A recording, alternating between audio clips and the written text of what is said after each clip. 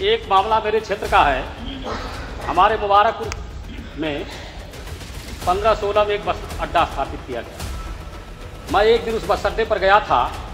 करोड़ों की संपत्ति से वो तैयार किया गया है और सारी सुविधाएं वहाँ उपलब्ध हैं।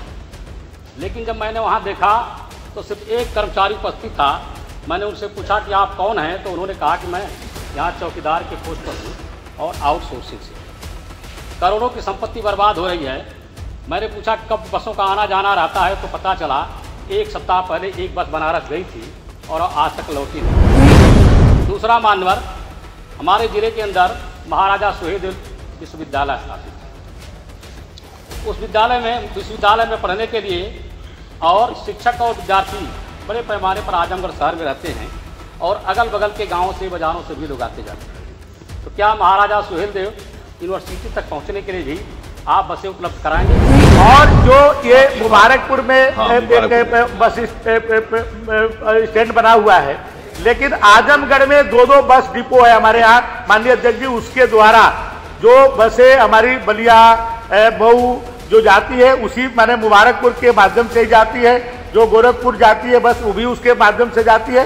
लेकिन माननीय सदस्य ने कहा है मैं इसको दिखवा लूंगा और वहां से जल्दी से बस वहां से भी संचालित करने का काम करेंगे। जहां तक सुहेलदेव विश्वविद्यालय की बात है, तो माननीय अध्यक्ष जी जो हमारी बसें बनारस जाती है, जो हमारी बसें गाजीपुर जाती है या आपके लालगंज और उधर जाती है, उसी रूट से जाती है। लेकिन जब ये कहेंगे तो इसके लिए अलग से हम जो है मैंने सुहेलदेव विश्वविद्यालय के लिए हम बस चलाने का काम करेंगे। बहुत बढ़िया।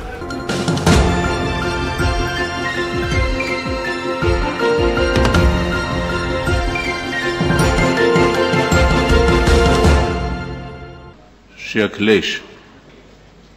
ग्रामीण क्षेत्रों में बेहतर परिवहन सुविधा उपलब्ध कराने के लिए अनुपूरक पूछने का समय दिया है।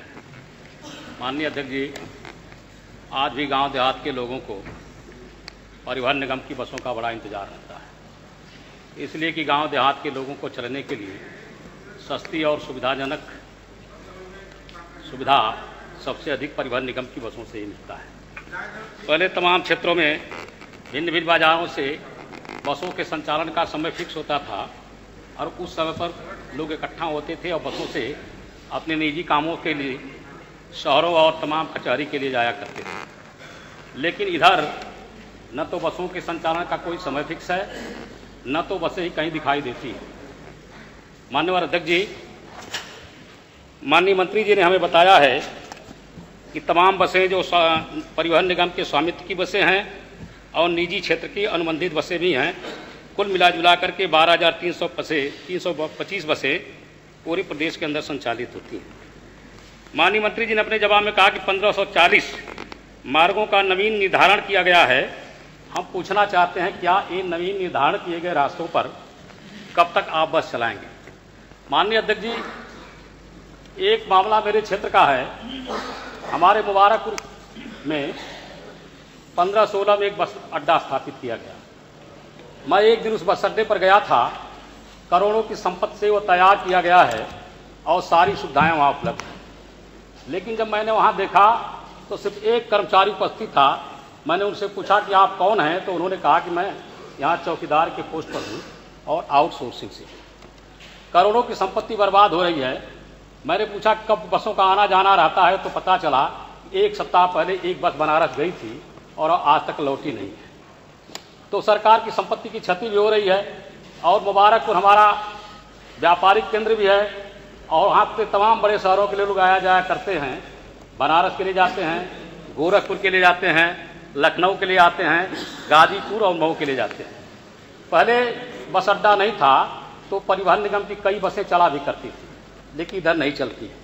तो माननीय मंत्री जी से हम कहना चाहते हैं, पूछना चाहते हैं, क्या इन शहरों के लिए मुबारकपुर के बस अड्डे को कुछ बसें आप देंगे?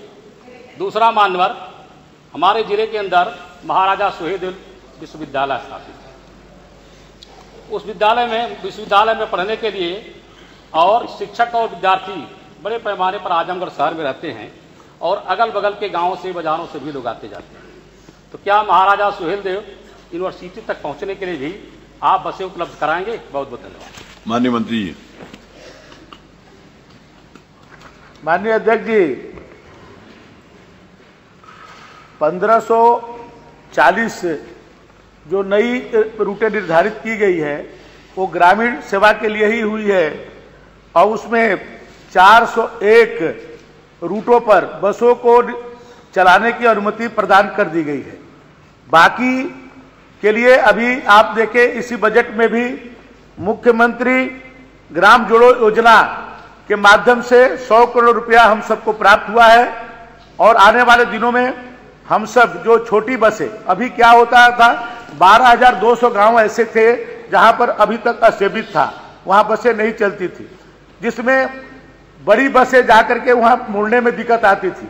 पहली बार हम लोगों ने 1600 वोल्वो की जो आइसर कंपनी है उससे 1600 बसें हम लोगों ने खरीद लिया, अभी कुंभ में उसको लगाया गया है और 3000 और नई बसें, जो छोटी बसें हम लोग जो है 32 सीटर 25 सीटर 40 सीटर, अभी तक हमारे 52 सीटर बसें ही टाटा और लीलैंड की चलती थी, तो अब छोटी बसें भी हमारे बेड़े में आ जाएगी और मुख्यमंत्री ग्राम जोड़ो योजना डीजल बसें भी और इलेक्ट्रिक बसें भी हम लोग जो है हर गांव को जोड़ने का काम करेंगे आने वाले दिनों में, क्योंकि अब तक अभी 401 हम लोगों ने अभी परमिट जारी किए हैं और इसको बहुत तेजी के साथ, क्योंकि अभी बसें हमारी वहां से कुंभ से खाली होंगी।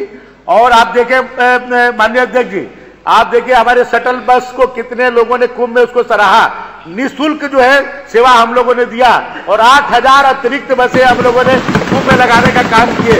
और माननीय मुख्यमंत्री जी ने कल ही हमारे जो चालक और परिचालक हैं उनको आपने जो है वहां पर आशीर्वाद देने का काम किया और उनको अलग से उनको बोनस भी 10,000 रुपया, जो लोग मेला ड्यूटी में काम कर रहे थे, और उनको जो हमारे आउटसोर्सिंग कर्मचारी हैं उनके लिए भी माननीय मुख्यमंत्री जी ने एक अलग से योजना बनाई है, उनकी सैलरी भी हम लोग बढ़ाएंगे और हमारी परिवहन निगम निरंतर प्रगति के पथ पर है और आने वाले दिनों में हर गांव को हम लोग जोड़ देंगे मुख्यमंत्री ग्राम जोड़ो योजना के माध्यम से। श्री संदीप सिंह,